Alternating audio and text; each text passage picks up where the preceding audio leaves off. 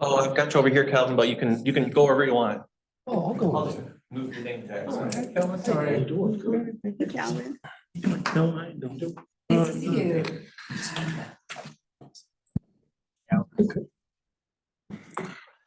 Am I getting some rest after the storm? A little bit. A little bit. Haven't got my sleep pattern back yet, but I'm working on it. I'm working on it.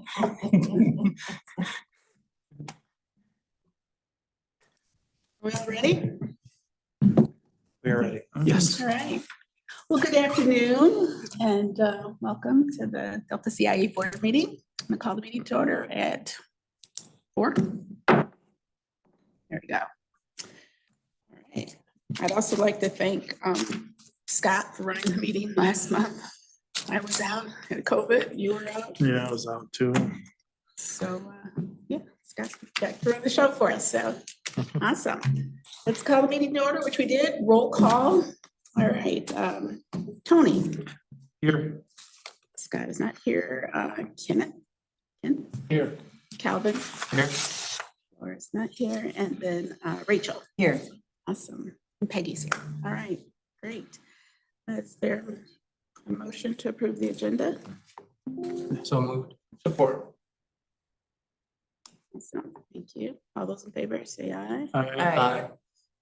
Okay, any public comments?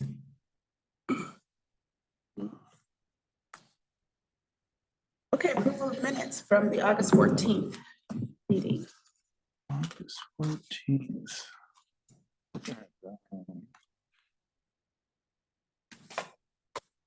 Support and approve. Okay, is there, Support.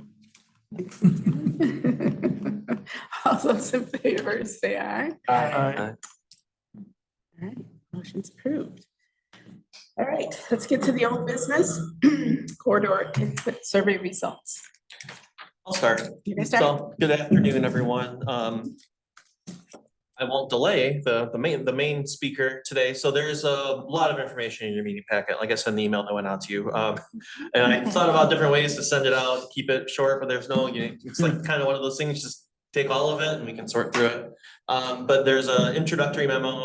I think we all are kind of up to speed, but Suzanne Schultz is here from Progressive AE to provide some information on the survey and kind of everything that went into it. And I can fill in as it goes, like for methodology. And we've talked about that at the last meeting, kind of what the efforts that we made to get the survey out into the community. But without further ado, Suzanne. Yeah, All right. here we go.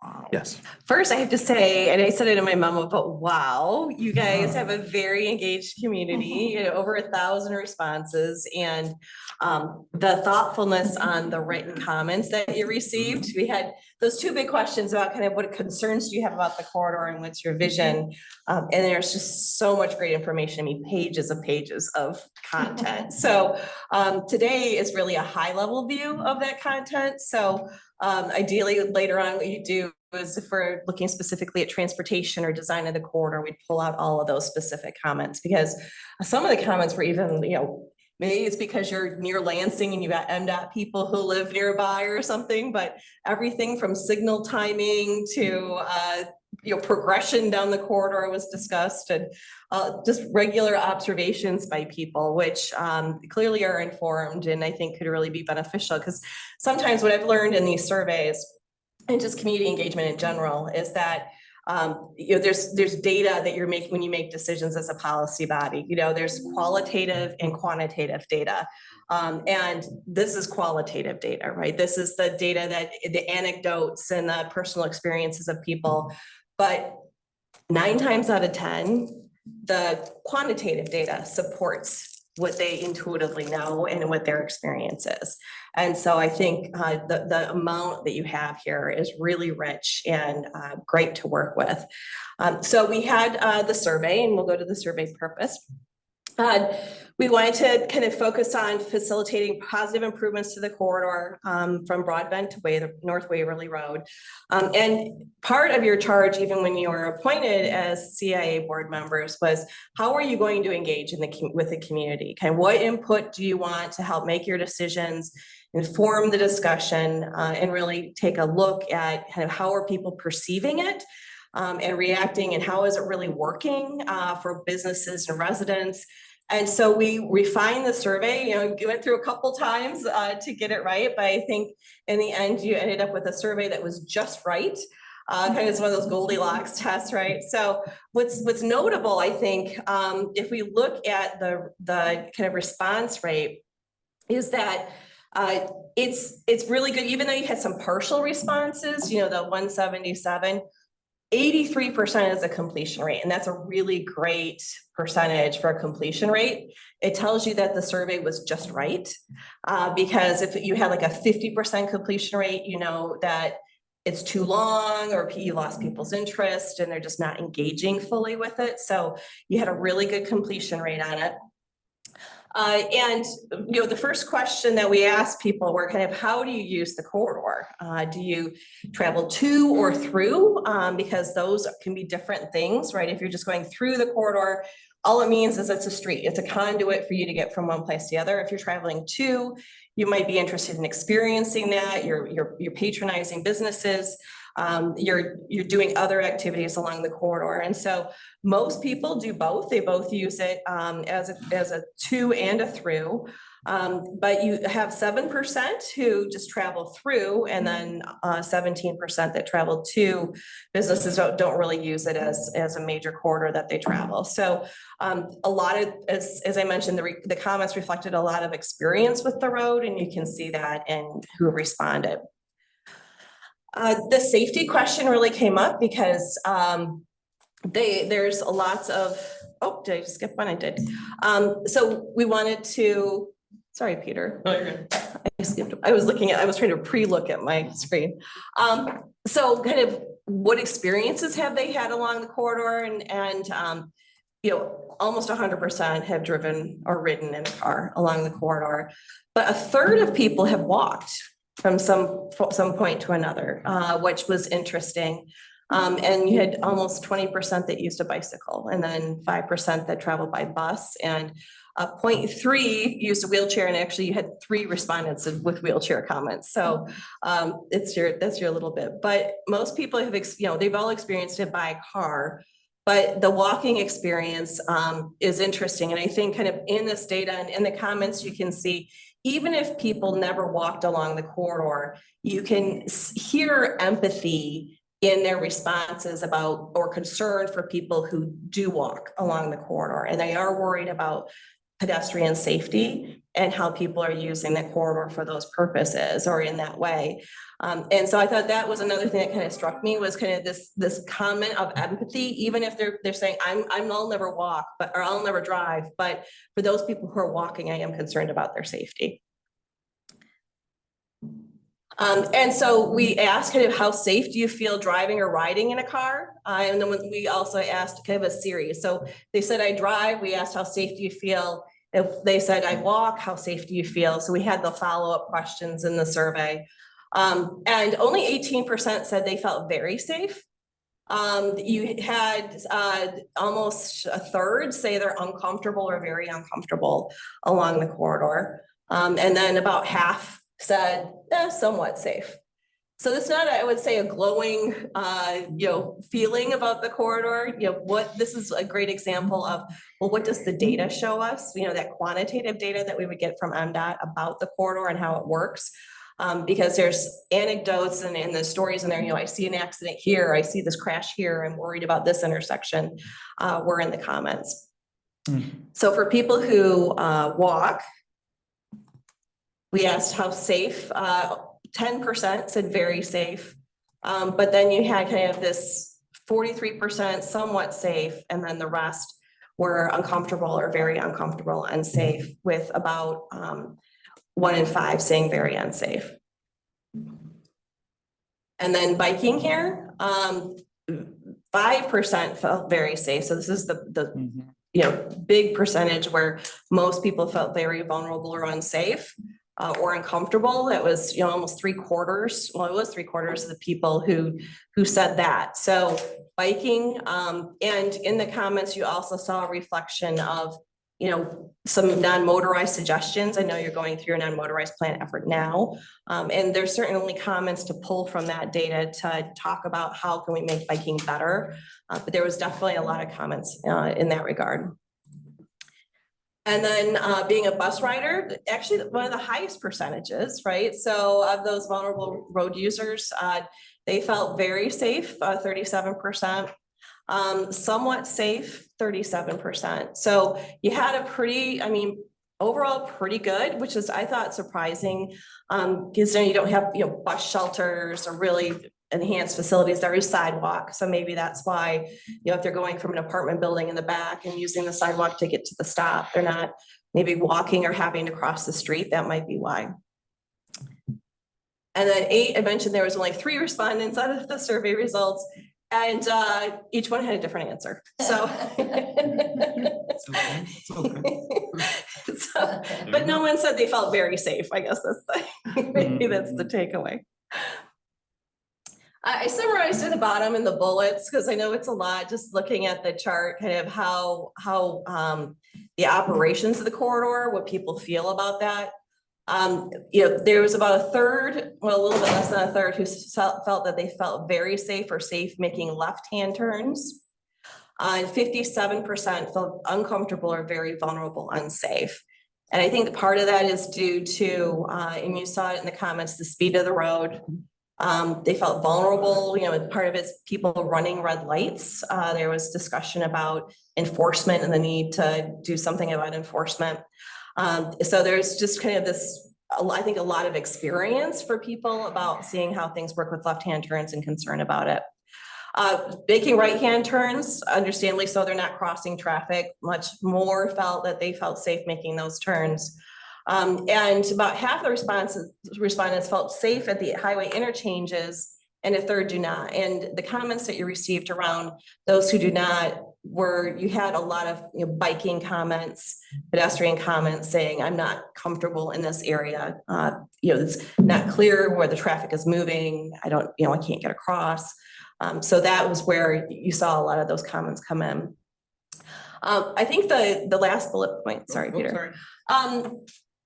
That the idea of crossing on foot, how do you cross? And I mentioned that empathy that you heard.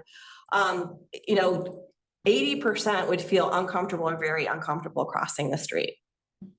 So that's a pretty big number, right? That most people said, I wouldn't feel comfortable crossing this. And that explains partly the driving, keep mixing those up. So if you were to say, well, I could walk there, it's only a block away, but I don't want to cross the street, so I'm going to drive there, right? That can happen.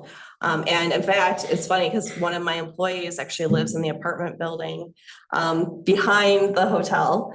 And she says, I could walk to Horrocks, which is right across the street. And she said, but I will drive because I'm afraid of getting hit by a car. So that's my anecdote. But so on the next question, other than a car, if you could use a different form of transportation, if the conditions were right, what would you like to do? And about half said, yeah, that's not me. But you had a quarter of the people say, I'd like to be able to walk. And so if you think about what that percentage was of people who said they have walked along the corridor, you got 24% that said, yeah, and another quarter who said, I'd like to be able to bike. So about half would like to walk or bike, and half are like, yeah, I don't need to use that.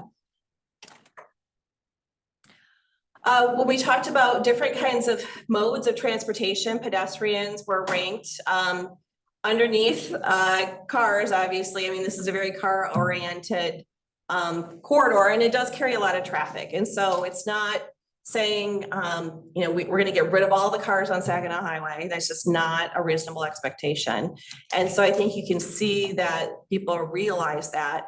It's not too far of a spread, though. I mean, you've got some from a score standpoint, but the idea of pedestrians and transit riders was, I think, notable and pretty closely followed by bicycles. But pedestrians and transit go hand in hand, right? If you're getting off the bus, you're now a pedestrian. So those areas I think are close, and I think it does speak to kind of the idea of how do we do a multimodal corridor, not just have a heavy emphasis on the automobile. When we asked about vehicle speeds on the corridor, so that adds to pedestrian comfort, right? How fast cars are moving, how safe you feel. 40% said too fast. About half said about right. 1% said not fast enough. There's always that group. And then we received some other comments, right? It's like, I would like to, and some of it had to do with traffic operations. But a lot of it was, there was safety concerns about crashes mentioned as well. And it took, this is just a select number of quotes kind of reflecting some of that. And these are by no means like all the best ones, because you have so many to read. We got way too fast. Lots of comments about broadband in that area and how it's a bottleneck and not working right, or it's too fast. We had lots of comments around that. That's where you saw a lot of whoever the engineers that filled out the survey making operations comments. Some people talking about right. Some areas give drivers too much time to exceed the speed limit, not enough lights to accommodate businesses. So you have some comments where there's not enough signals. And then some saying, well, there's too many signals. There's too many traffic lights. So it's a mixed bag, right? There's a kind of a blend in there. But this idea, I think my favorite one though is kind of that top left corner is if everyone went the same speed, it'd be okay. But some people go 35 and others 60. And that really does speak to the road design. Like, how do you do self-enforcing design, which helps reduce the need for police enforcement, but encourages people to travel the speed limit? Again, not saying that we need to reduce the volume of traffic, but how do you manage the traffic and how it moves? What was interesting in the road design comments, there were a lot of comments about boulevards. And surprisingly so, lots of comments about reducing curb cuts and boulevards and really kind of trying to manage the traffic in different ways. People really seem to understand that. I always love this one and the next one because it's kind of like, what is it today and what could it be tomorrow? And so the words came for the one word that you would describe for Saginaw Highway: cluttered, awful, declining, dangerous, congested, crowded, unsafe, cluster, unattractive, and busy, right? So the bigger the word, in this case, busy, the more frequently it was listed by people. So busy was the big word for how people would describe it today. For tomorrow, what's the ideal state? Safe is the big word. So kind of it hits right on some of the things that we've been talking about already. But this idea of beautiful, clean, calm, friendly, green, welcoming, has appeal, walkable. So I think those are kind of great aspirational words that start to kind of set the stage for how might you vision what the corridor could be. And what is fun with this exercise is you're pulling words that people have given you already as part of the process. And so just the little recap about one versus the other. How important are the items below to include in the design of the corridor? So we kind of gave them a laundry list of items to look at, everything from wider sidewalks to wayfinding signs. And the summary on the next slide kind of summarizes that. You can start to see some breaks in how things started to hit, which is, what ones were ranking the highest, which was around pedestrian movement, pedestrian crossings. The concern for audible warning signals at intersections for the sight impaired, having more pedestrian crossings along the highway, looking at more time for crosswalks. Those all ranked really, really high. I mean, highest among all of the scoring that people provided. And then what was interesting is this other infrastructure, and I consider green infrastructure to be infrastructure. So like trees are green infrastructure. Trees have a really important purpose. not just for providing shade, they also help with stormwater. They also provide a vertical element along the road to calm traffic. So that was ranked highly as well as wayfinding signs and street lighting. So kind of these vertical elements seem to be something that people were looking for. Pedestrian scale lighting was kind of behind that by very important or important to them, but that didn't rank, as the highest, but it was up there. And then followed by non-motorized facilities. So you kind of saw about 59%, kind of some of it was tied in there for wider sidewalks and separated bike path adjacent to the sidewalk. So this would suggest not putting, you don't want to put bike lanes in Saginaw Highway. That wouldn't be safe, but how do you provide a separated facility? And that's where you started to see in more of those comments. I mentioned the trail comments and where could you provide connections that might be more suitable for people. And so they thought, 22.2% of people said that having a separate bike path was less important or unimportant. So it's kind of like a roundabouts response, right? So people either love or hate roundabouts. It's nothing really in between.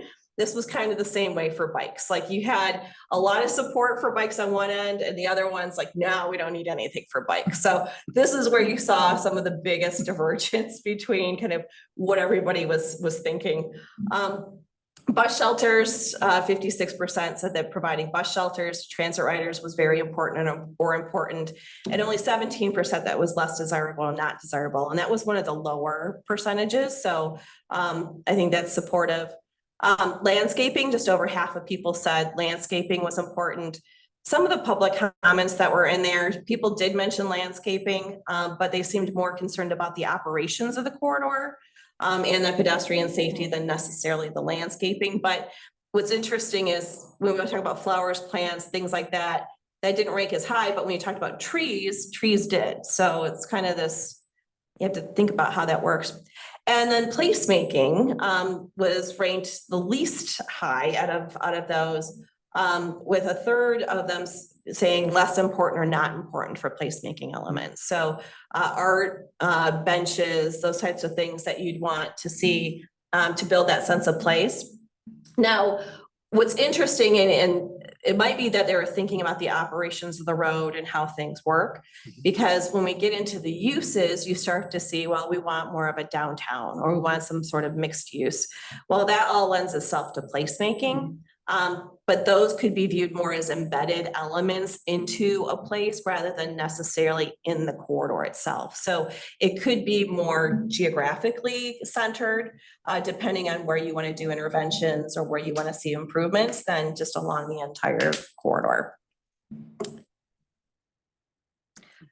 So the land use questions, and it was really funny because as I was writing the summary and then I was going back through the comments, I had written third places because that's how I interpret it. But then there was comments in there when people said third places. And I'm like, look at them. They know what those are. I love it. And what was fun about these responses is that it really is kind of a response to COVID in some ways. Like you read a lot of the stuff about what happened during COVID and what did people do, and we've talked about it in this room a little bit. But this idea that when you're in these areas that have been traditionally auto-oriented, with big box stores and not really having a clear downtown, that what happened with COVID is people weren't, they're not all going downtown now for that kind of stuff. They want it in their own backyards.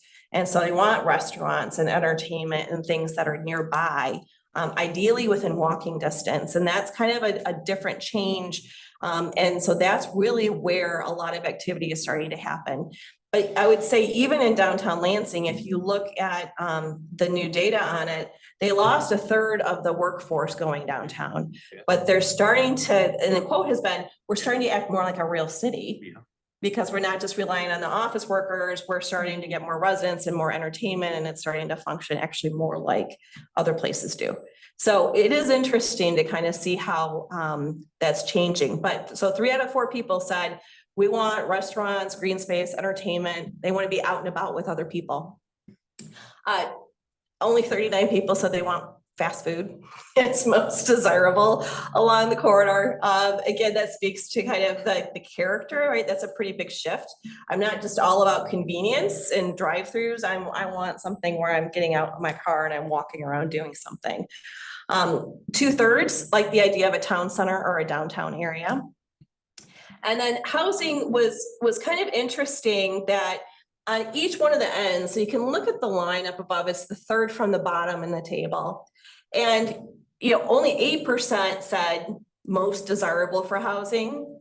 So it wasn't super high on the list, but there was a really nice cluster kind of in the middle where if you said, well, how am I taking the temperature on that? No one felt like, that you had 18% saying housing wasn't desirable at all. And some of that was driven by comments where people said, we have too many apartments. And we don't need any more apartments in the corridor. But, it's also interesting where you're trying to say, well, if we want mixed use and we want that vibrancy, you need more people living nearby. So it's kind of, so that area, what that tells me is I probably, when we talk about what would future discussions look like with the community, this would be an area where we would really want to focus kind of that conversation on what does housing mean along the corridor?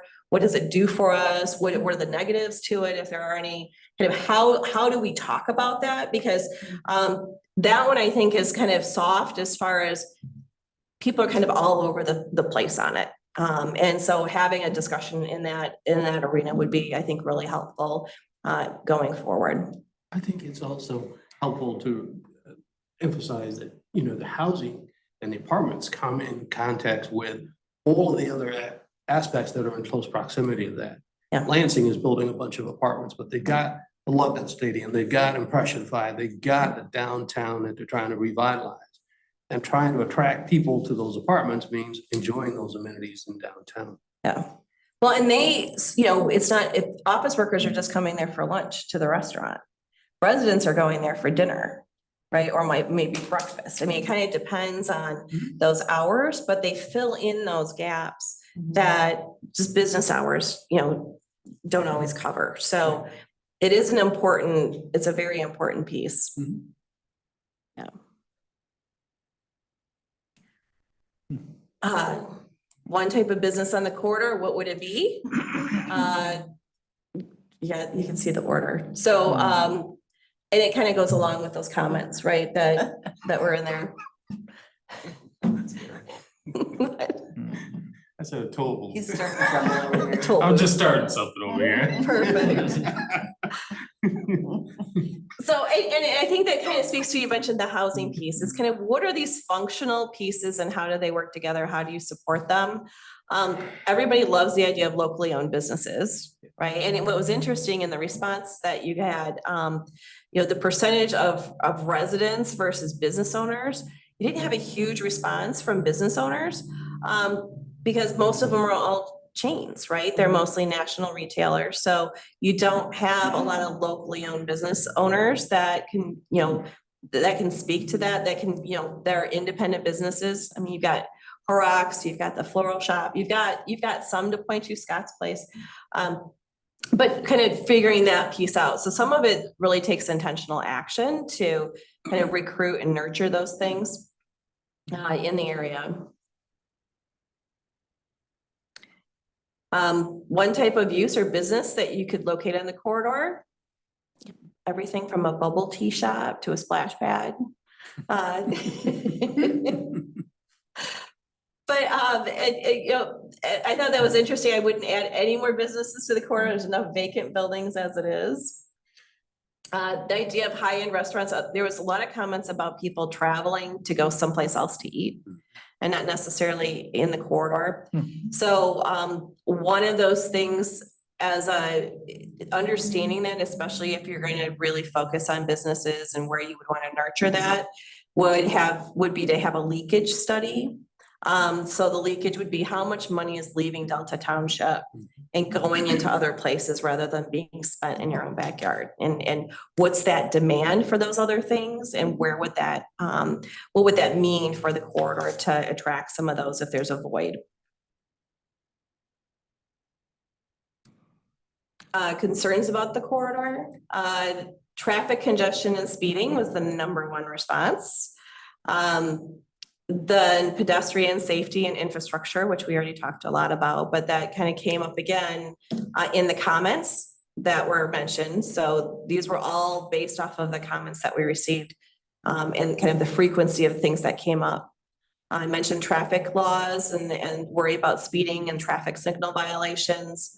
How people are entering and exiting businesses, those drive locations.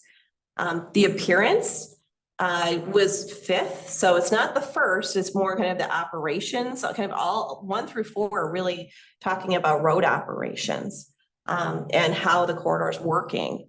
So this is really useful information when you're talking to MDOT, right? It's like we had 1,000 people who responded to the survey. These are the comments that we heard. And then, we have some problem solving to do.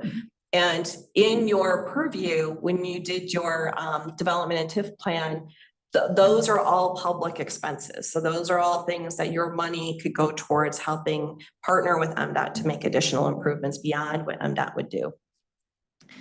But then you get into kind of the appearance, kind of this idea of unused spaces, unified planning and design. So then they kind of started to move into this kind of what does it look like? How are we thinking about it?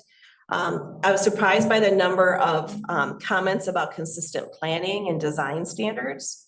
There was quite a few comments about that saying, well, we need a master plan for this, or we need to do new design standards and change the look of it. So that was, again, it's not way at the top, but it was the 8th most common kind of comment that you received. And then business variety. Everybody wants upscale retail and non-chain restaurants. That's, I think, on every community's wish list.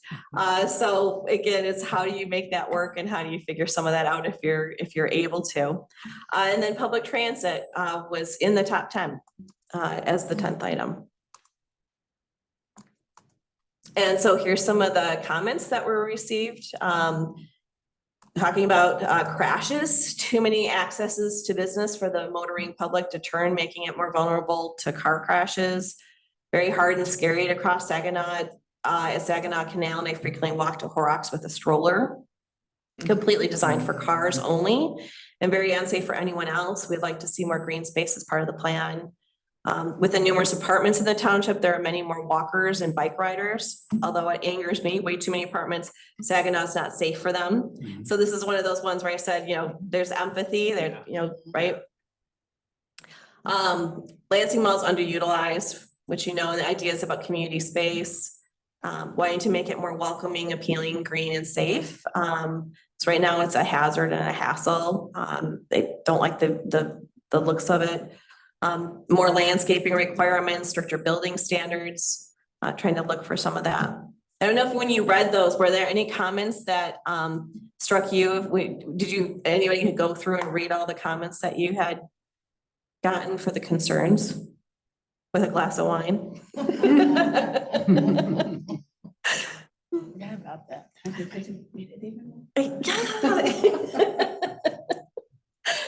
But this, again, some of those comments, it was a lot, the way the formatting worked on those sheets to kind of like sort through. You almost need like a ruler to go down and read all the lines.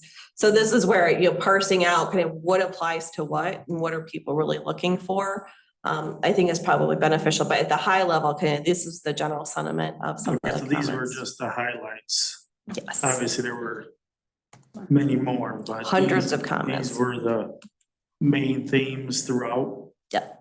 Okay. Yep. I think I have another page on this one for comments. Yeah, so here's some more comments. Those left-hand turn lanes. So again, and what's interesting too, right? So Saginaw Canal is mentioned in this one as well.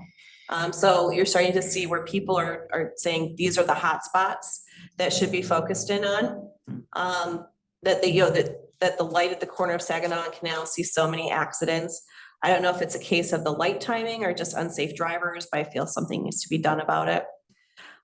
You did have some comments kind of in that same vein around, that's where the medians or boulevard design came through, saying, well, maybe we do Michigan lefts or we do something else to try to manage the traffic in different ways. The, pedestrian perspective, sometimes the pedestrian signal at Saginaw and Canal does not work. This is an extremely challenging intersection and drivers are not looking out for pedestrians. Crossing here is a great way to access the path that runs from Canal to the library. But with the signal issue and lack of sidewalk on the side of Horrocks, it's too dangerous. Attending to that intersection and the one at Elmwood Saginaw would open up a lot of possibilities for pedestrians and bikers to then connect to other parts of the city from to Delta Township. So that's like some of those insights about these are the areas where we want to see some changes. Bike lane comments with exclamation marks, right? I think there should be more bike lanes so those who ride bicycles can feel safe on Saginaw Highway. Several bike riders who are afraid to ride in the corridor, congestion is bad. Corridor doesn't have placemaking, just one fast food strip mall after another. Blighted buildings are cited, secondhand dollar stores. And this idea then of the future, like the past was the past and now what's our vision? We need to have some sort of visionary for private development happen. So to that vision piece, what is your vision for the corridor? So we asked that and again, this is kind of in order of what the responses were. And it also really aligns with that word bubble that you saw with safety being the number one thing. Trying to make it safe for all users along the corridor. And then walkability and accessibility, green space, and then mixed use development. And transportation options, which really kind of goes up to number one and number two as well. Design guidelines, locally owned businesses, environmental sustainability. So that one was interesting, kind of this idea of how do you manage stormwater, how do you do lighting differently. For the vision piece, there was quite a few comments about kind of how do we work some of these things for the future into what happens in the corridor. And in the top 10 was cultural and artistic expression. So while it ranked, that part ranked low before, there's still kind of some appreciation, people saying, I want to see some of this incorporated along the corridor. And so some of the words that were there, and again, housing, I think, starts to come into place with the vision piece, because you can see some people saying, well, we have enough apartments, we just need more stores. And some people saying, well, we would like, we need to provide affordable housing for people to live near the corridor. So that's, again, I think that education opportunity. We had really short answers like vibrant, lively, and safe. And then a lot of commentary about, having no empty stores, landscape areas. In landscaping, when they talked about landscaping, it was not just kind of in the road itself, but parking lot landscaping, screening of cars, some of those things that would have effect on your zoning ordinance. Or it already is covered and it's just grandfathered in. That's a whole nother. Self-enforcing speed limits, they want to see well-kept storefronts. Uniform signage was brought up kind of a number of times as well. The idea of being able to access by bike or walking, mixed use downtown, sort of a downtown. And then here's some of like the design comment that tools like street trees and thinner lane widths in specific areas would help slow traffic down. And so those are some of the traffic engineering comments that I talked about. But this idea of also branding and kind of making it a destination, I think a lot of people felt like, it has been, this destination still is, but how do we kind of take it to the next level? And then just a couple more, this one I thought was fun. I'd be happy if it was just cleaned up, wouldn't even necessarily need new things. So, kind of this idea of let's freshen up what we have and we're good. Kind of this variety and choices for dining out. And connections, again, this is another trail comment, kind of how does it connect to the existing trail network? How do we work in more bike facilities? So this, just a lot of questions or a lot of comments about kind of how all those pieces work. But again, you look at these comments and people really took the time to respond. I mean, these are not like 3 words. You had one with 3 words, but most of them are very much like this with like a little paragraph for what their idea for the future is. So very, very rich information. And then the final question we asked was kind of what is a good example of community that you'd like Saginaw Highway to look like?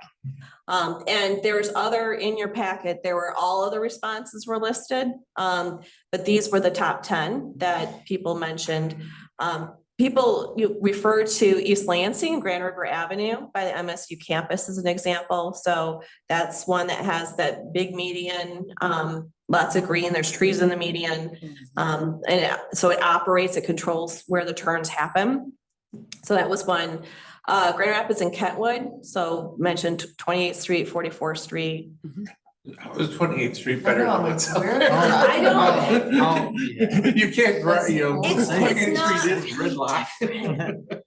I would, so when we talked about different stores that people would like, Trader Joe's came up the most. So there might be a link between 20, because Trader Joe's is on 28th Street.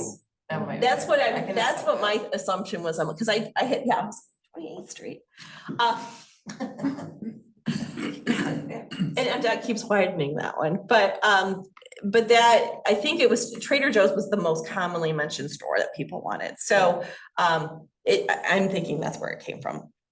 But some of the examples, 44th Street, for example, has a median, East Beltline has a median, Cascade Highway, if it's Fulton that they're referring to, it also has a median. So that seems to kind of be what people are resonating with. They mentioned Old Town, and so they start mentioning some of these town centers, right?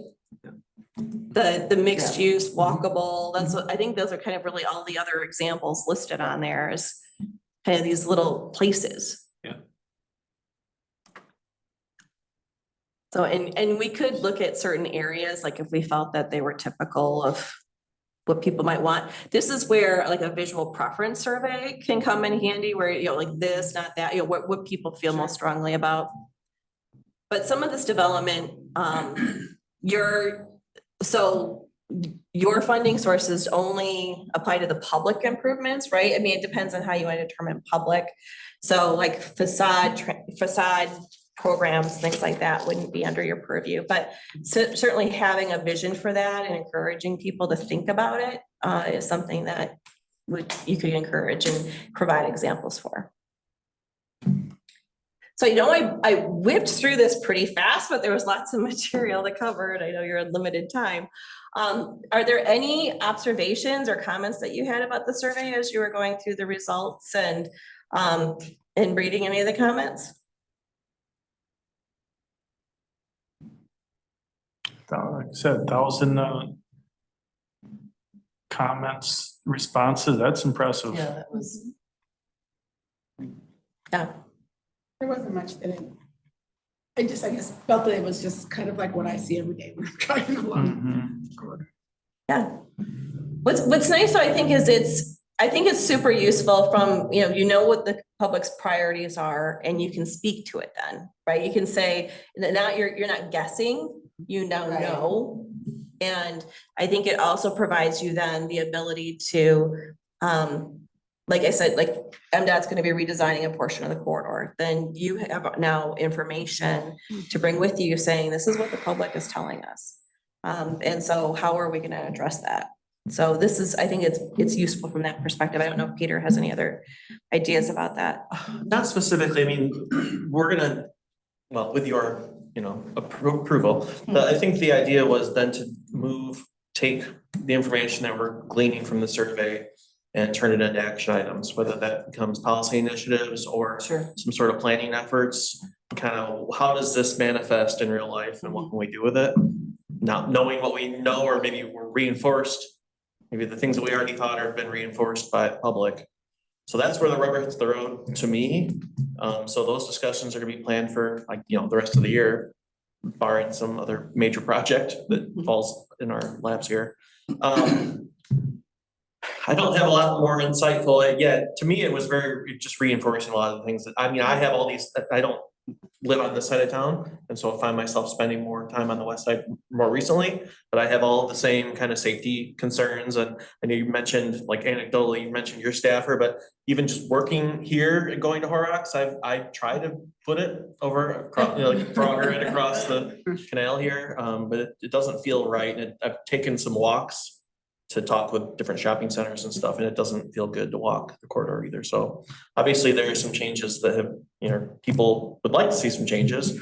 How we do that and how expensive it is and how we work with MDOT to kind of tailor their future project to something that's useful and desirable for us is a whole other kind of political strategy, I think, that has to happen. We had a meeting, the non-motorized work group met this morning. And a lot of those conversations centered on the same kinds of things, like how do you get, MDOT has a certain thing that they're gonna do. So right now they're looking at the area that's west of the highway between Broadbent and the highway. Now, the highway interchange, I know there's a lot of moving technical pieces to that. I mean, I wouldn't wanna get involved necessarily with that part of it, but obviously there are things that we wanna see that aren't in the playbook, like the MDOT playbook, without some cajoling and, I mean, but I think the bottom line is, what I took away from the motorized, I mean, all of this and the non-motorized discussion this morning is we need to be like, we, the collective, we, CIA board, I'm not speaking on your behalf, right? You tell me if I'm on the wrong track here, is that we need to have a plan ready, and we need to come to our own conclusions about what that plan is and what works best for us. And then work with our partners to try to implement as much of it as that we can, that's reasonable. Yeah. And it's easier for staff's job if you're armed with that information. Like if you say, this is what our request is, and we want 5 medians, this is where we want them, this is what we're, as specific as that, because if it's like a road and mill and repave or something like that, where they're changing things and not a full reconstruct, they'll go, oh, well, that's not in our scope. Well, but that's when, if not now, when? Right, so those are, that's the tricky part, I think. Yeah, and that's the one place we can, obviously, we're never gonna be able to probably afford these improvements on our own, but whatever dollars that we can leverage meaningfully, impactfully at the right time. I mean, there's so many factors they have to this all has to play out to make the changes to like supplement a project they're already going to do to make it fit our needs is again, there's like that's less science or more art than science probably, how that all comes together. But this is a good start. I mean, that's what I'm taking from all of this is a good start. We've kind of got the baseline information and we can run with it. So in October, November, kind of turning this into goals, goal statements, value statements, and then build projects. And then we're ultimately where, the initial documents that created the CIA, where we're heading with this is some sort of plan, corridor plan, or I think the bigger conversation is this is a sub-area plan of the master plan, or this becomes a part of the master plan. We can somehow meld all those together and make it a document that speaks for multiple groups in the township. The master plan will have demographic data in it. So, this is people's experience, but what about the people who live around here? And I've observed there's a couple of communities that they have an aging population, people who live in the apartment, they don't want to take care of their house, they've moved into it. So if you have a senior population, it would be interesting to know the people who live around here. Because people who are too young or too old or disabled who don't drive. Right, and what their experience is, having a partnership with Disability Network to get out and experience the corridor as a person in a wheelchair or a person with sight impairments is also very enlightening to have that experience, and inviting MDOT to come with you so that they experience that firsthand. Let's try Cassie Canal to go just from Township Hall to Horrocks. You first. Right, you go first. I'll just stand back. You're wearing your orange vest no matter what, right? Yeah. So that's, so how that interplays with the master plan. This is the right, like I said, this is qualitative data, the quantitative data, your demographics, the traffic counts, all of that information that also comes into play.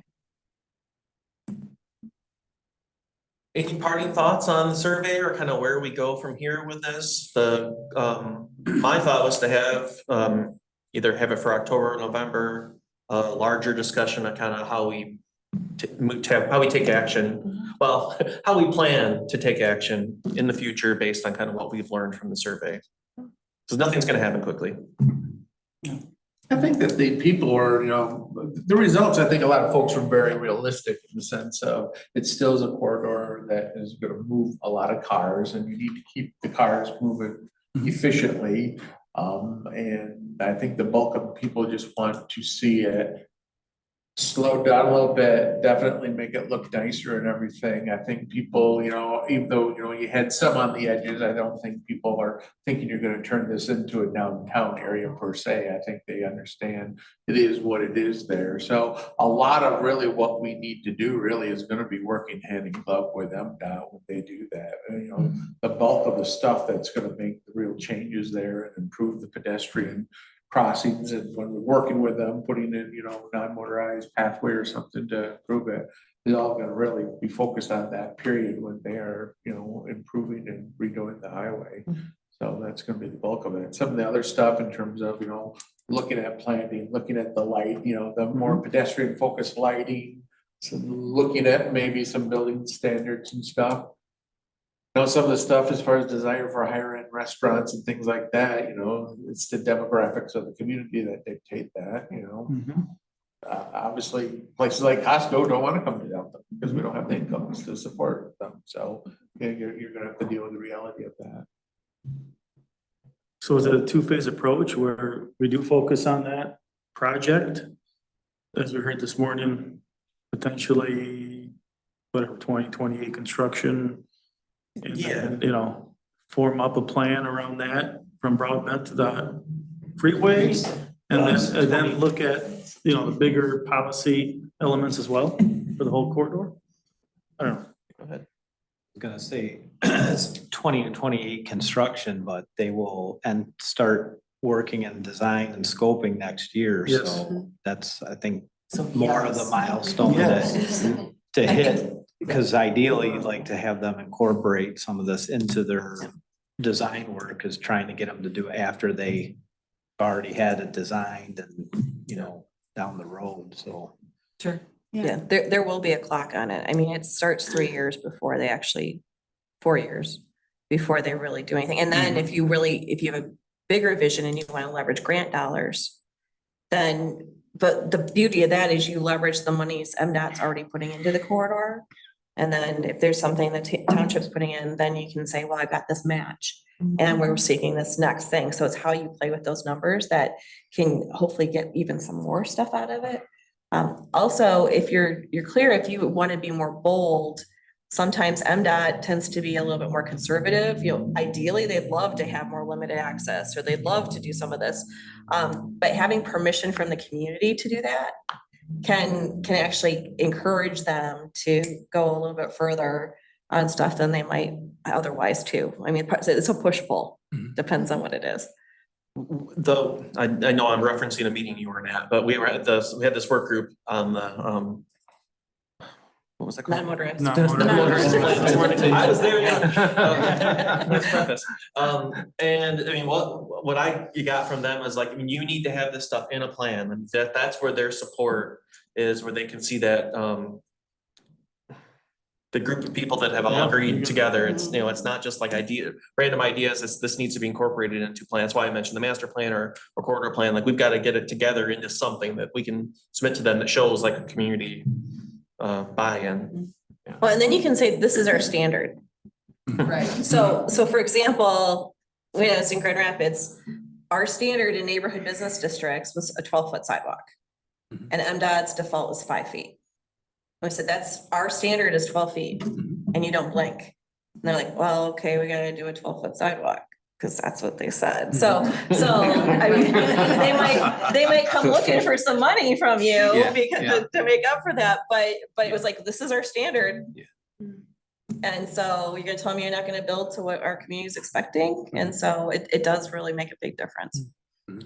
And what we understand in terms of the timing is, so like Brian said, next year they'll start the design phase for that, just the Broadbent to highway. And then there's like, a year of ideas, and then they go to design, and then eventually they go to build. And But there is no timetable on anything from the rest of the corridor, which doesn't mean we need to pump the brakes on that. I mean, to me, that's like an opportunity, like, let's get it together and it gives us more time to focus on the rest of it. It may be a little, I don't negotiate with MDOT. I never have. I don't know exactly how that will all go, but certainly seems like there'd be more opportunity going this way. The highway to me is just like this big, scary, nebulous thing.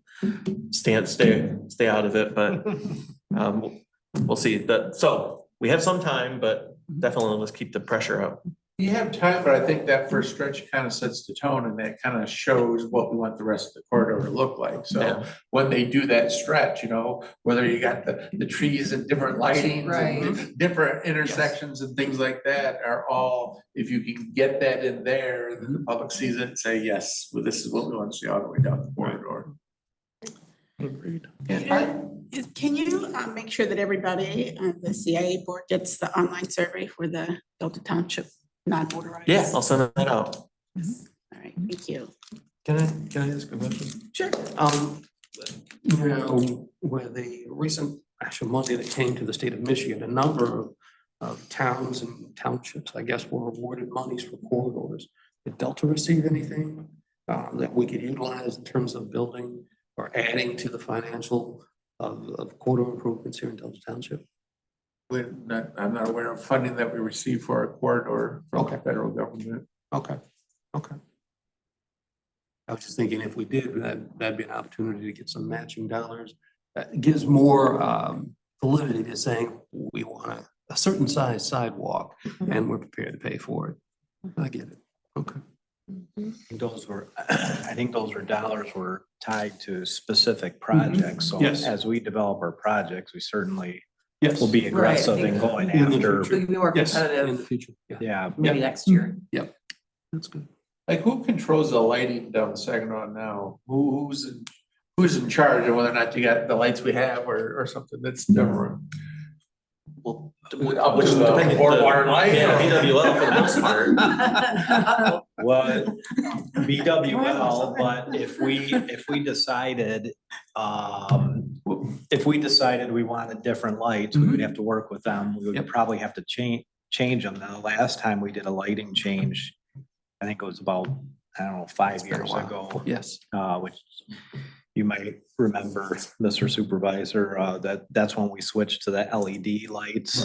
And so we entered into a lighting contract for those, which luckily with those, that actually saved us money. If we go to something different in terms of decorative lighting or whatever, it likely won't save us money, probably will cost us quite a bit, but yeah.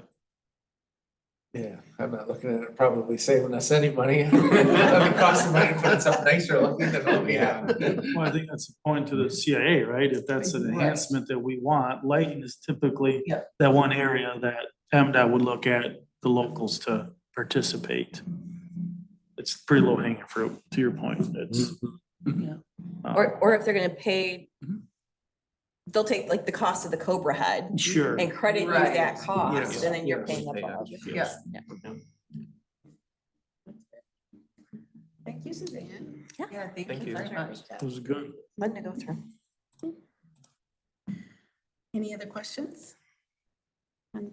So just to be clear, so next month you're thinking, Peter, to formulate, you're gonna be working with staff and Suzanne on a plan of action? So, to bring, at least to get the ball rolling on Okay. that, yeah.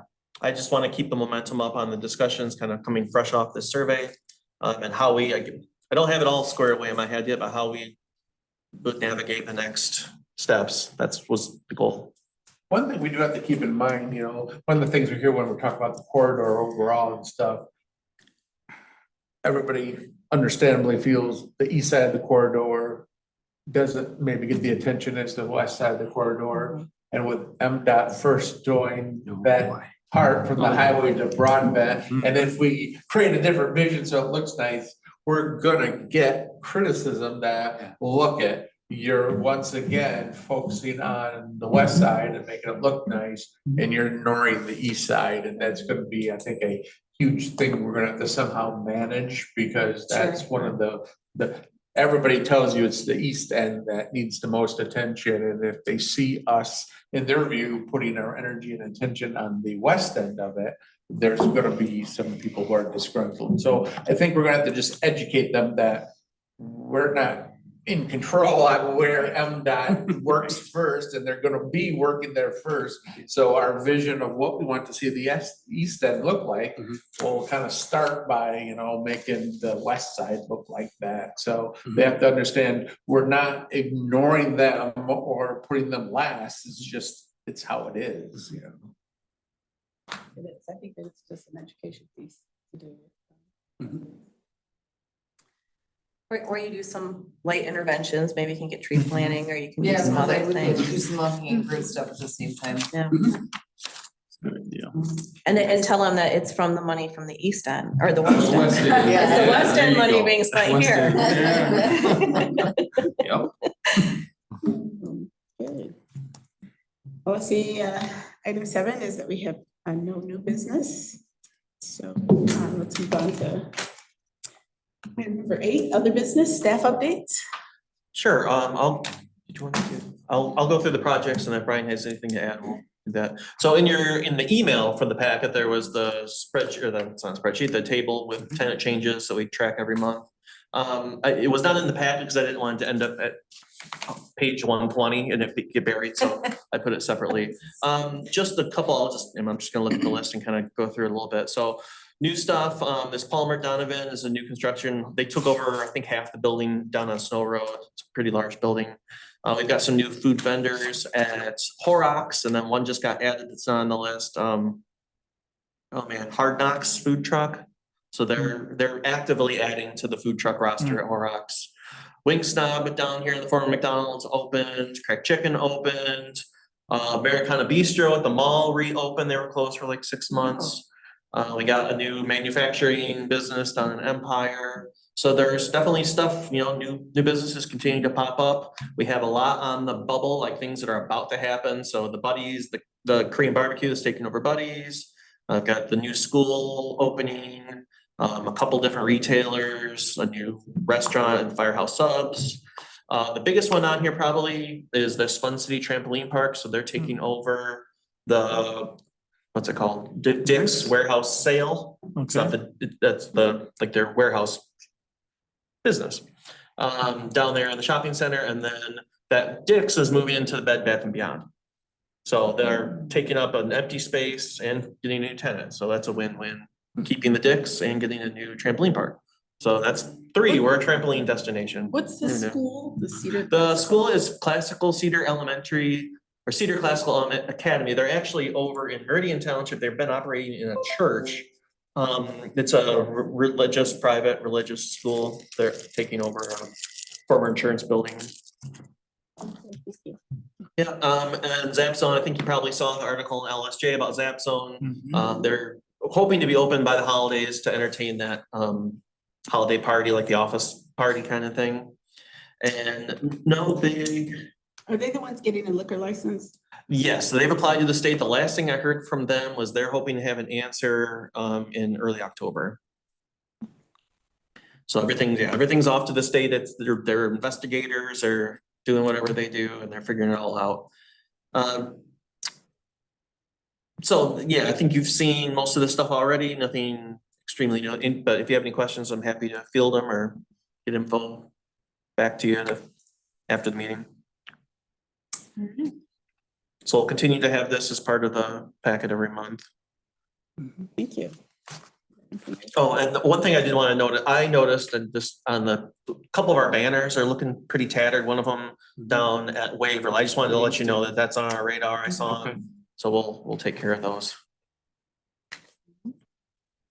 I had a question right now, I just want to replace those. You mean replace them with a different design or replace with a different banner? I'm saying different, I'm saying I'm not sure, we just want the same thing that's been there for a long time to put back up. Yeah, we are working on some different designs and things like that. We don't have a lift truck, so we are actually working with Board of Water and Light they can you know, they have kind of a standing permit, so hopefully we can utilize them to put those up, but we do need to order some new, we only have a few remaining banners from the last time, so we may replace some of them, but would like to get some new look, design stuff out there. Okay. Answer your question? All right, looks like our next regularly scheduled meeting is Monday, October 9th at 4 p.m.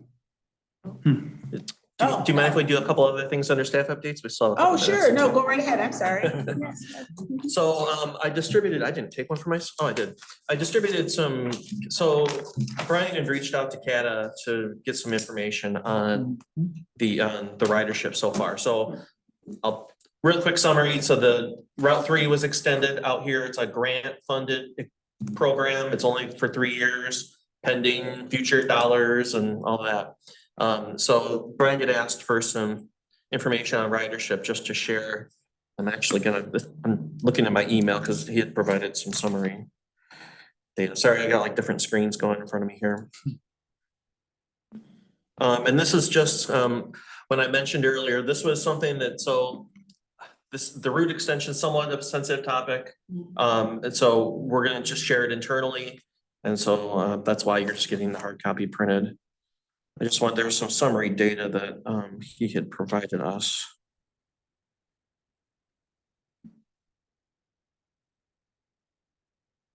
I thought there was like a percentage increase or something, but not seeing it right now. So anyways, I just want to provide this to you. It's just showing since the route started in May, and this is the information today. He didn't indicate this morning that the ridership had increased since they started, and that's good. And that Saturday was a really busy day for them, which was Yeah. Yeah, it surprising. seems like it. Mhm. So we'll try to share these with you as they come in. Is the plan to do that for a year and reevaluate, do we know? Is it 3? Well, For 3 the years? program is going for 3 years. 3 years, okay. Yeah. At the end of which I don't know what will happen, either somehow extended through a grant program, or we may Sure. be going a different route. Okay. You kind of tie that back into the comment and then Saginaw. Is that common where, they ask to have it cut out so the CATA buses pull off when they stop so they're not blocking traffic? Is that something that MDOT does when they redo a road like Saginaw completely? Or is that something we'd have to somehow find additional funding to do things like that? I'm I not don't know sure. that. They did have some discussion today about that MDOT definitely wanted to know. They were interested in CATA's thoughts, but it was unclear they didn't come right out and say, yeah, we'll fund all that, but so I don't know to what degree public transportation agencies would pay for those facilities, or maybe does MDOT just incorporate that in? I don't have much experience with that. Yeah, it could be a safety grant if there's a lot of rear end crashes, people going into the back of the bus. But it's also dependent for the transit authority on their dwell time and how much they want to be taken out of the travel lane, because sometimes for their operations, they're very sensitive to time. And if they get pulled out and it takes a long time to get back in, they'd rather be in line because it keeps their time. So there's a lot of nuances to it about whether or not they want to be off a line or they want to be in line, and then how much time, and then the crash Busy data. corridor, getting back into the traffic lane would probably be difficult if they pulled out. Yeah, so for example, the BRT that goes by in Allendale, the bus rapid transit line, the Laker line, they are in line, they don't pull off, they stay right on the travel lane because they wanted to keep time. So it depends on how it works, because if it takes more time, they might have to add another bus. Right. Go ahead. Oh, and last, I just wanted to introduce our new deputy manager, Aaron Lapierre, joins us was the city manager for the city of Charlotte. So we're very happy to have her on board her third week now. Mhm. So Welcome. Welcome. Yeah, welcome. Yes, fantastic. Awesome. Any other staff updates or updates? No, thank you. You're welcome. All right, so next meeting, Monday, October 9th at 4 PM. Is everybody here? You're gonna be out of town? No. Oh, okay. I was just gonna ask a question. Okay, what's your question? Tom? Is there any update we can provide regarding the pending legal status of the township? The what? Is there any pending legal status that we can provide in terms of For the development. the development? There really is nothing new. It's Okay. still all, tied up in the courts and stuff. There's been different things that have happened, in the Yes. lawsuits, but at the end of the day, no matter what side wins any, a first round battle, they appeal to the next level. So nothing really is gonna be able to get moving until it's all resolved.